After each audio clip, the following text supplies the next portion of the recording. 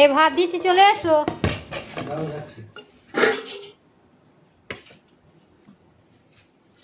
মাছে কি করেছো? মাছের ওই যে বেগুন আলু আর কচুর মুখ দিয়ে ঝোল, তুমি যা ভালোবাসো। কালিয়া করোনি?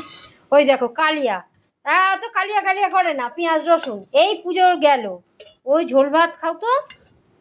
পাতলা ঝোল খেলে না কিরম একটা লাগে। হ্যাঁ, পাতলা ঝোল খেলে শরীর খারাপ লাগে।